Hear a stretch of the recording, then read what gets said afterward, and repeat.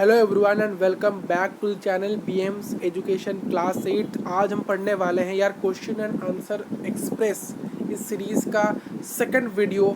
और ये इस चैप्टर जो कि लैंड सॉइल वाटर रिसोर्सेज का लास्ट पार्ट होगा मेरे यार। तो आज हम करने वाले हैं पार्ट नंबर 6 यार, जहां हम क्वेश्चन एंड आंसर की सीरीज़ ही करेंगे। All questions are covered. तो यहाँ आज हम करने वाले part D not more than 100 words और part E think and answer. Think and answer इसके सवाल भी हम करने वाले हैं। स्टार्ट करते हैं यार डी पार्ट से। ठीक है, answer the following question in not more than 100 words. Question number 1, what do you understand by the pattern of land use. Land use के पैटर्न को आप किस प्रकार से समझते हो। एक्सप्लेन विथ एन एग्जाम्पल, आपको एक्सप्लेन करना है एग्जाम्पल के साथ लैंड यूज के पैटर्न को। वाई द पैटर्न चेंजेस, ये पैटर्न हर बार चेंज क्यों होता है। आपको एक टेबल बनाना है जिसको शो करना है कि लैंड यूज़ किस प्रकार से इंडिया का लैंड यूज़ होता है। उसको एक टेबल के माध्यम से, एक टेबुलर फॉर्म के माध्यम से आपको शो करना है। देखिए, लैंड जो एक मोस्ट बेसिक और मोस्ट इम्पोर्टेंट नेचुरल रिसोर्सेज है। आज जहाँ पर हम रहते हैं यहीं पर हर चीज़ करते हैं, एग्रीकल्चर करते हैं, घर बनाते हैं, रोड बनाते हैं, मशीन बनाते हैं, इंडस्ट्रीज़ बनाते हैं, हर कुछ बनाते हैं। इसमें हम लैंड सपोर्ट करते हैं, फॉरेस्ट बनाते हैं, यहाँ पर हम पोस्चर्स बनाते हैं, पास्चर्स बनाते हैं। इसके पैटर्न को डिफरेंट डिफरेंट यूज़ में हम करते हैं। जो लैंड यूज़ का पैटर्न होता है वो डिपेंड करता है लैंड के कैरेक्टरिस्टिक्स के ऊपर। लैंड अगर प्लेन है तो कुछ और के लिए काम आएगा, लैंड अगर माउंटेन है किसी और के लिए काम आएगा, लैंड अगर प्लेट्यू तो किसी और के लिए काम आएगा। इसके टोपोग्राफिक, क्लाइमेट, हर चीज़ में काम आता है मेरा। उसको देखकर, उसके कैरेक्टरिस्टिक्स को देखकर लैंड यूज़ का पैटर्न डिपेंड करता है। Land use pattern changes over the time, time के साथ साथ लैंड का पैटर्न चेंज होते रहता है। ये हर चीज़ यार चेंज होता है तो लैंड भी चेंज होगा ही होगा मेरे यार। With changes in the needs of the people, देखिए लोगों की डिमांड बदल रही है, लोग क्या चाहते हैं उसी अनुसार लैंड बदलता है। अगर लोग चाहेंगे तो यहाँ पर वो रोड्स बना देंगे तो रोड्स बना देंगे। अगर लोग चाहेंगे हमें इंडस्ट्रीज खड़ी करने तो इंडस्ट्री खड़ी कर देंगे। वो चाहेंगे या इंडस्ट्री चल रही है उसको हटा के यहाँ एग्रीकल्चर करो, एग्रीकल्चर करेंगे। यानी लोगों की डिमांड के हिसाब से लैंड यूज का पैटर्न भी डिपेंड करता है, उसी नीड के हिसाब से वो चेंज होता है। फॉर एग्जाम्पल यहाँ लिखा गया है a mineral rich area used for agriculture. Okay यार, एक मिनरल रिच एरिया को हम एग्रीकल्चर के लिए यूज़ कर सकते हैं। जहाँ पर बहुत ज़्यादा मिनरल्स है सॉइल के अंदर तो वो सॉइल फर्टाइल है तो उसको हम एग्रीकल्चर के लिए यूज़ कर सकते हैं। या तो और housing in absence of mining. देखिए इसके यहाँ पर कुछ और चीज़ लिखी गई थी। देखिए इसका मतलब समझिए, हम एग्रीकल्चर करते कहाँ हैं, कहाँ करते हैं, सॉइल फर्टाइल एरिया में। बट यहाँ लिखी गई है जो मिनरल रिच एरियाज लिखा गया, जैसे मैंने कहा आपको, लोग अगर चाहेंगे यहाँ में अगर एग्रीकल्चर नहीं करना है इंडस्ट्री बना तो इंडस्ट्री बना देंगे। अगर लोग चाहेंगे यहाँ इंडस्ट्री नहीं बनाना हमें एग्रीकल्चर है तो एग्रीकल्चर कर ले। उसी प्रकार का यह एग्जाम्पल लिखा गया यहाँ पर। यहाँ लिखा गया कि मिनरल रिच एरिया है, वहाँ पर मान लो फॉर एग्जाम्पल आयरन उस एरिया में मिलता है, और परंतु लोग नहीं चाहते कि यहाँ से आयरन और निकले और यहाँ से आयरन बनाए, यहाँ पर आयरन स्टील बनाना नहीं चाहते तो वो अवॉइड करें तो वो क्या करें, उस एरिया में एग्रीकल्चर करें। अगर लोग चाहते तो वहाँ क्या कर सकते थे, उस मिनरल एरिया के अंदर आयरन की और मान लो मिल रही थी तो वहाँ से आयरन निकाल सकते थे, उसका एक्सट्रैक्शन कर सकते थे। बट उन्होंने किया नहीं, उन्होंने क्या किया, एग्रीकल्चर की जमीन बना दी। अगर वो एग्रीकल्चर नहीं करेंगे तो वो क्या कर सकते हैं, हाउसिंग कर सकते हैं, अगर वो माइनिंग नहीं कर रहे हैं। ये प्रकार की सिचुएशन है। टेक्नोलॉजी में be converted into A mine, अगर उनके पास, अगर मान लो अगर टेक्नोलॉजी है नहीं तो माइनिंग नहीं कर सकते वहाँ पर। अगर टेक्नोलॉजी उनके पास है, एक स्टील कंपनी बनाने का, सेटअप करने का आइडिया, तो वो इजीली हो सकता है। तो इसलिए कहा था टेक्नोलॉजी को हम इजीली, टेक्नोलॉजी के बेसिस पर उस एरिया को माइन से इजीली कन्वर्ट कर सकते हैं। Urban when suitable technology becomes available, अगर एक सुइटेबल टेक्नोलॉजी उस जगह को यूज़ करने के लिए, यूटिलाइज करने के लिए सुइटेबल टेक्नोलॉजी उनके पास प्रेजेंट है तो उसको यूज़ कर सकते हैं बढ़िया तरीके से मेरे यहाँ। सून फैक्ट्रीज में be built in the areas, तो अगर टेक्नोलॉजी है तो कई बार अगर टेक्नोलॉजी, पर्याप्त टेक्नोलॉजी उनके पास तो वो क्या कर सकते हैं, वहाँ पर फैक्ट्रीज भी बना सकते हैं हमारे यहाँ। And gradually more and more land may be put to its industrial use, और उस एरिया के चारों ओर भी और भी सर्वे की जा सकती है कहाँ पर क्या मिला है, तो उस एरिया का इंडस्ट्रियल हब बनाया जा सकता है, एक इंडस्ट्रियल एरिया बनाया जा सकता है। इस समय में हमारे इंडिया में बहुत से इंडस्ट्रियल एरियाज हैं जहाँ पर बहुत बड़ी बड़ी कंपनीज अपने प्लांट्स लगाई हुई हैं। लैंड यूज़ के पैटर्न को देखिए यार, एरेबल लैंड, जो लैंड क्रॉप के लिए सूटेबल है, क्रॉपिंग के लिए, वो मोर देन 50% से ज़्यादा, मैंने कितना कहा था, 52.59% का था पिछले वीडियो के अंदर आपको। फॉरेस्ट लैंड कितना है, अ लिटिल मोर देन 20%, 20% से थोड़ा ज़्यादा है फॉरेस्ट लैंड। पास्चर कितने हैं, 4%।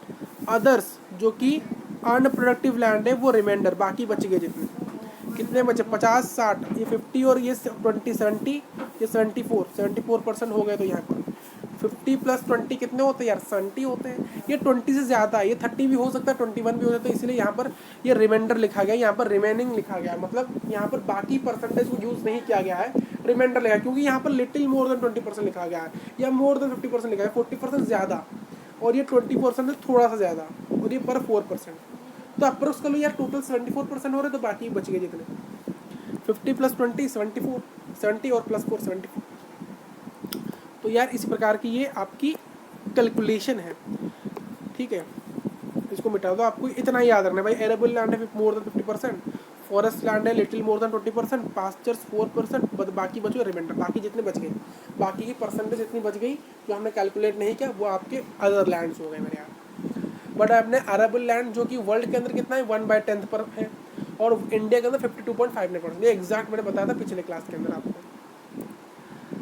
आइए यार बात करते हैं क्वेश्चन नंबर 2 की, ब्रीफली डिस्क्राइब द 3 मेथड्स। आपको कोई भी 3 तरीके बताने हैं सॉयल कंजर्व का। पहला है भाई आप वर्जन, आपको पेड़ लगाने हैं।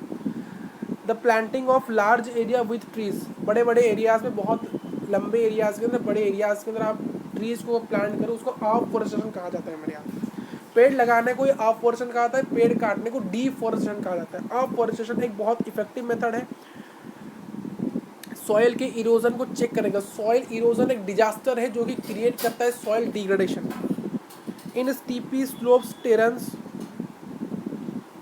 देखिए टेरेंस एरिया के अंदर आप क्या कर सकते हो, ट्रेसिंग कर सकते हो, मतलब टेरेस फार्मिंग कर सकते हो, इसको कि हम क्या कर सकते हैं, सॉइल इरोजन को कंट्रोल कर सकते हैं। टेरेस फार्मिंग आप कर सकते हो जिससे, जो कि स्टीपी स्लोप्स ऑफ माउंटेन, ये स्टीपी स्लोप ऑफ माउंटेन है जहाँ पर आप टेरेस फार्मिंग कर सकते हो, जिससे हम इजीली कंट्रोल कर सकते हैं सॉइल इरोजन को, ठीक है।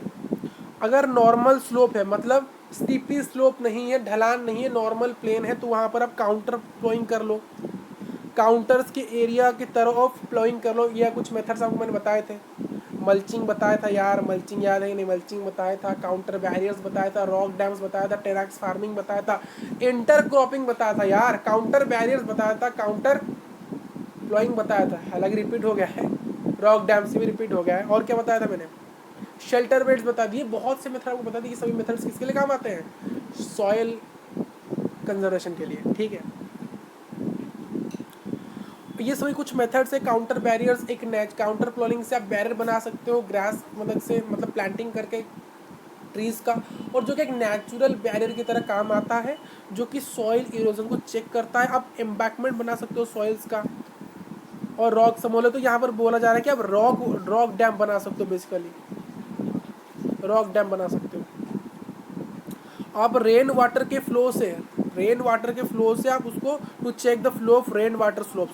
मैंने कहा था अगर बारिश बहुत ज़्यादा होगी तो अगर सॉइल में गिरी तो कई बार क्या होता है, वो सॉइल की ऊपर की सतह पर टॉप सॉइल को बहा के ले आती है, जिसके कारण हम वेजिटेशन नहीं कर पाते। इसलिए हमें कुछ अलग अलग मेथड्स लगाए हैं जो कि वाटर के फ्लो को स्लो डाउन कर दें। इंटरक्रॉपिंग हमने यूज़ किया था रेन वॉश से बचाने के लिए। हमने टेरेस फार्मिंग के अंदर क्या लगाए थे, बैरियर्स लगाए थे। हमने काउंटर बैरियर्स लगाए थे स्टीपी स्लोप्स के अंदर। ये जो स्टीपी स्लोप्स एरिया में हम काउंटर बैरियर्स का यूज़ करते हैं। काउंटर प्लोइंग हम यूज़ करते हैं प्लेन एरिया के अंदर, काउंटर बैरियर्स हम हिली एरियाज के अंदर यूज़ करते हैं। इसके कारण क्या होता है, वाटर का बहाव, वाटर के फ्लो को हम स्लो डाउन कर सकते हैं। रॉक डैम्स का मदद करते हैं, रॉक्स की यूज़ करते हैं। इससे क्या होता है भाई, हम स्लो डाउन कर सके किसका, रेन वाटर के बहाव को, मतलब वाटर के बहाव को। और इससे क्या होता है, अदर वेजिटेशन में भी प्लांटेड। अगर हम अदर वेजिटेशन जैसे यहाँ पर बात की जाए इंटर क्रॉपिंग की, ये लाइन बताता है इंटर क्रॉपिंग करना है आपको, अलग अलग प्लांट्स लगाने हैं एक जगह पर, जिससे क्या हो सके रेन वॉश से हमारा सॉइल बचा रहे हैं। Question number 3, how can you deal with the water pollution. Water pollution आप कैसे डील करो मेरे यार। देखिए वाटर पोल्यूशन को आप डील कैसे करोगे, वाटर पोल्यूशन को हम सेव कर सकते हैं अगर हम अनट्रीटेड स्वेज को वाटर के अंदर डायरेक्टली ड्रीप ना करें। अनट्रीटेड इंडस्ट्रियल वेस्ट को हम क्या ना करें, डायरेक्टली डीप ना करें वाटर बॉडीज के अंदर, उनको ट्रीट करके करें। ये वाटर पोल्यूशन इजीली कंट्रोल हो सकता है अगर हम इजीली बढ़िया तरीके से इंडस्ट्रियल वेस्ट को और डोमेस्टिक वेस्ट को अच्छे से ट्रीट करें। उनको वाटर बॉडी से डंप करने से पहले, डीप करने से पहले उनको सबसे पहले क्या करें, ड्रीप मतलब डालना होता है मेरे, ड्रीप मतलब डालना। आपको वाटर बॉडी से इन सही वेस्ट को डालने से पहले, स्वेज को डालने से पहले उनको ट्रीट करिए बढ़िया से। Treated sewage, treated industrial domestic waste को डालिए पहले से, उनको ट्रीट करिए बढ़िया से, फिर उनको डाल सकते हैं वाटर बॉडीज का, जो कि बहुत लेस हार्मफुल रहता है वाटर के लिए। Natural pesticides and fertiliser should be used. हम नेचुरल पेस्टिसाइड्स एंड फर्टिलाइजर को यूज़, हमें नेचुरल मैटर, नेचुरल ऑर्गेनिक चीज़ों को यूज़ करना है, नेचुरल चीज़ों को यूज़ करना है, नेचुरल पेस्टिसाइड्स फर्टिलाइजर को यूज़ करना है। क्योंकि ज़्यादा केमिकल के अंदर, ज़्यादा जो केमिकल यूज़ किया आता है वो सिंथेटिक होता है, और सिंथेटिक बोले तो वो नॉन बायोडिग्रेडेबल होता है, वो इजीली डिग्रेड नहीं होता, इजीली डिकम्पोज नहीं होता, जिसके कारण वो एक पॉल्यूशन क्रिएट करता है वाटर के अंदर जब उसको हम वाटर बॉडीज को डाल देते हैं।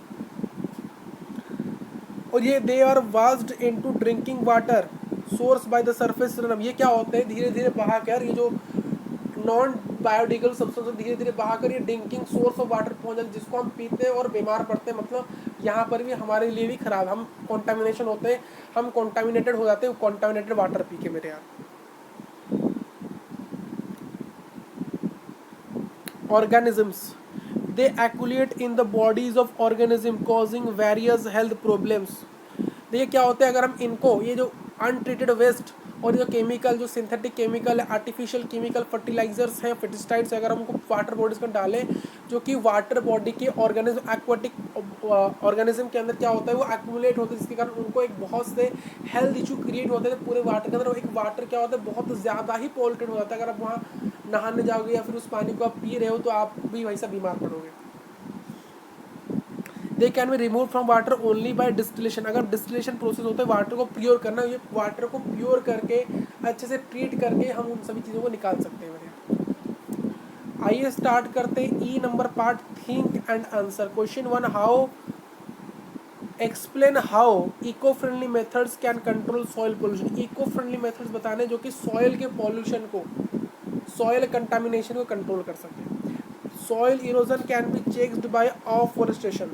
पेड़ लगा के आप ज़्यादा से ज़्यादा प्लांटेशन करके सॉइल इरोजन को चेक कर सकते हो और घटा भी सकते हो। टेरेस फार्मिंग कर सकते हो। टेरेसिंग का मतलब यहाँ कहा जा रहा है टेरेस फार्मिंग। टेरेस फार्मिंग करके आप हिली एरियाज के अंदर सॉइल इरोजन घटा सकते हो।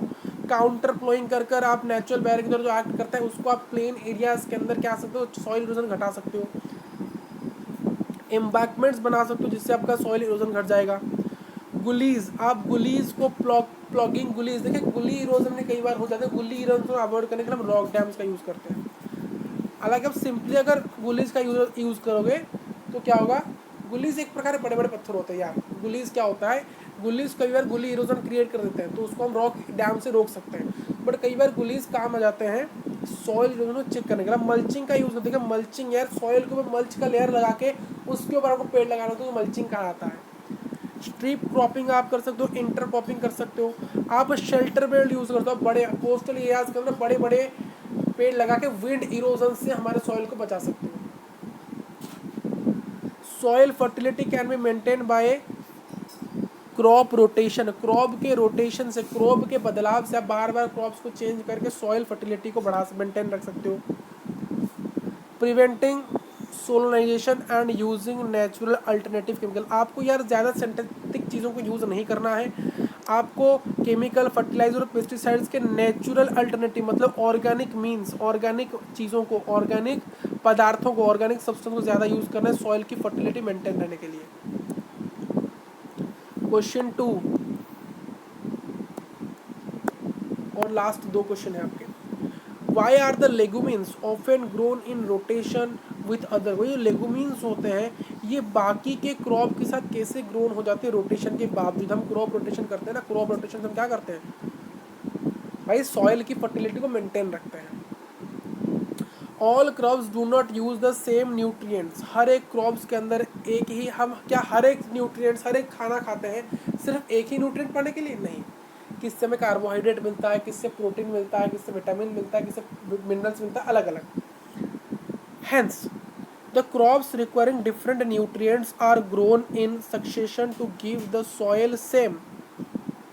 देखिए हम इसीलिए क्या करते हैं, hence the crops requiring different nutrients are grown in succession to give the soil the same time.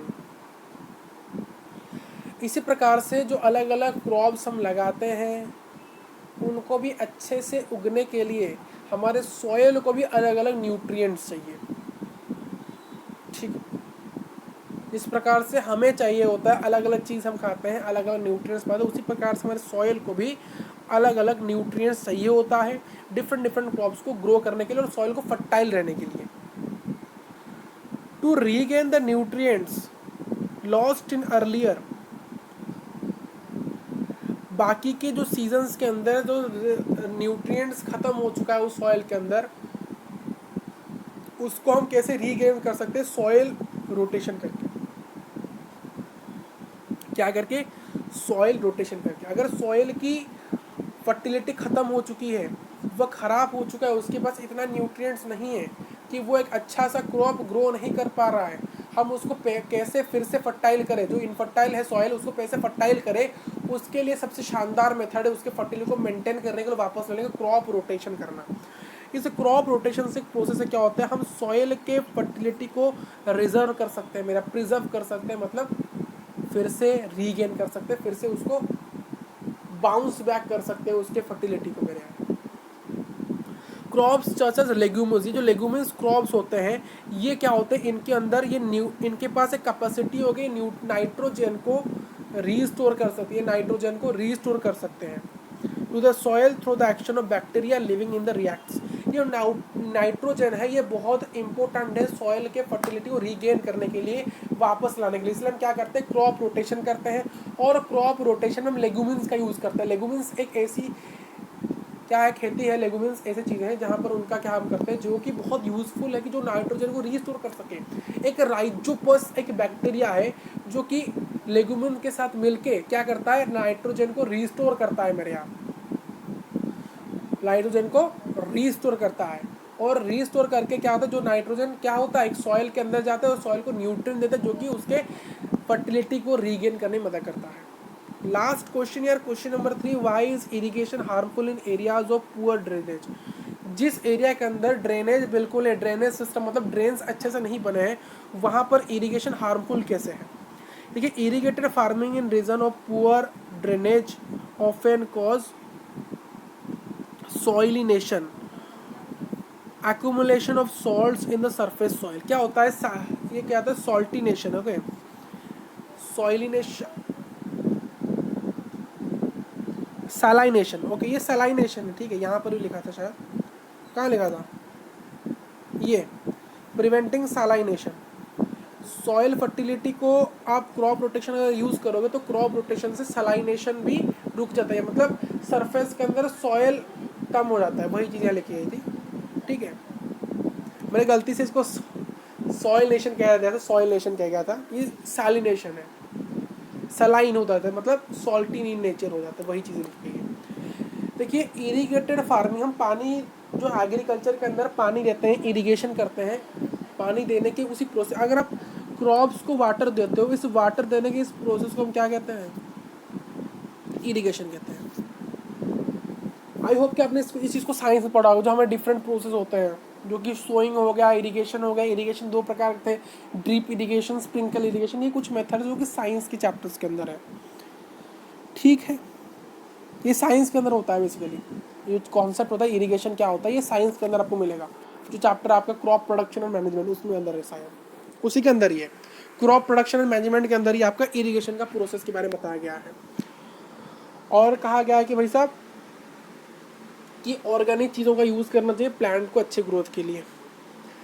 तो इरिगेटेड प्लांट्स के अंदर क्या होता है, पुअर ड्रेनेज का सैलिनेशन होता है, मतलब सरफेस एरिया के अंदर सॉइल आ जाता है, सॉल्ट आ जाते हैं, जिसके कारण वो एरिया सलाइन हो जाता है।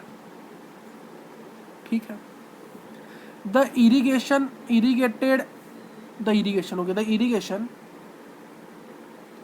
water is not drained away from the fields, evaporates, and the salt present in the water are left on the surface of the soil. क्या होता है यार, ये हमारी ज़मीन है और यहाँ ड्रेनेज सिस्टम अच्छा नहीं है, तो तभी मैंने मान लो हमने यहाँ मेरी एग्रीकल्चर की ज़मीन है पर यहाँ पर ड्रेनेज सिस्टम बहुत ख़राब है, मैंने यहाँ पर पानी दिया मान लो, पानी दिया तो क्या हो जाएगा यहाँ पर मान लो सालिनेशन हो गया, मतलब ये जो सरफेस एरिया में सॉल्ट रह गया।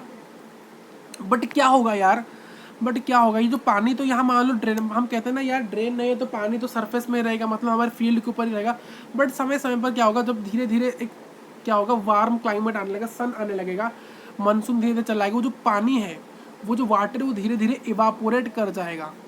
और बट वो पानी वहाँ क्या छोड़ के चला जाएगा, जो सालिनेशन प्रोसेस हुआ था इसके कारण हमारा सरफेस सॉल्ट रहेगा था, ये सॉल्ट लेफ्ट ओवर रह जाएंगे और वाटर पर इवापोरेट हो जाएगा। पहले वाटर था सरफेस के ऊपर, क्यों था, पुअर ड्रेनेज सिस्टम के कारण। बट क्या होता है, वो धीरे धीरे चला आएगा, इवापोरेट हो जाएगा, जैसे जैसे कंटिन्यूस रेनिंग ना होगा, वार्म क्लाइमेट धीरे धीरे आएगा, समर जैसे आ जाएगा, मतलब सन आ जाएंगे धीरे धीरे, तो उस समय क्या होगा, वो इवापोरेट होकर चला जाएगा। बट सॉल्ट को वो वहाँ पर सरफेस को छोड़ के चला जाएगा, सॉइल के सरफेस के ऊपर। और जब भी हम इरिगेशन करते हैं और वाटर के अंदर भी कुछ लिटिल सॉल्ट रह जाएगा, and the accumulation over time can make the soil unfit for, ये सॉल्ट बार बार लेफ्ट ओवर रहता रहेगा। ये सॉइल, हमारे सॉइल के ऊपर हम जब भी पानी डालेंगे वो पानी सरफेस के ऊपर रहेगा, पानी तो धीरे धीरे इवापोरेट बस सॉइल रह जाएगा, सॉल्ट रह जाएगा। और ये सॉल्ट इतना धीरे धीरे अक्यूमुलेट हो जाएगा कि हमारे सॉइल के ऊपर उस सॉइल को अनफिट कर देगा कल्टीवेशन के लिए, एग्रीकल्चर के लिए सूटेबल नहीं रहेगा, एग्रीकल्चर के लिए, ग्रोइंग क्रॉप्स के लिए। तो इसलिए हमें पुअर ड्रेनेज सिस्टम को अवॉइड करना चाहिए, स्मार्ट ड्रेनेज सिस्टम को लगाना चाहिए मेरे यार। तो ये यार आपका पूरा चैप्टर कंप्लीट हो चुका है, land, soil and water resources. पर मैंने सोचा था यार नेचुरल वेजिटेशन आपको पढ़ा दूं, बट मुझे पता नहीं था यार नेचुरल वेजिटेशन अलग चैप्टर है। तो कोई नहीं, हम नेक्स्ट से स्टार्ट कर रहे होंगे कोलोनाइजेशन यार। तो हम कब स्टार्ट कर रहे हैं कोलोनाइजेशन यार, आज आपका 30 तारीख है, ठीक है। तो हम थर्सडे स्टार्ट करेंगे कोलोनाइजेशन, थर्सडे यार, ठीक है, थर्सडे स्टार्ट करेंगे कोलोनाइजेशन। तो यार मिलते हैं यार नेक्स्ट क्लास के अंदर।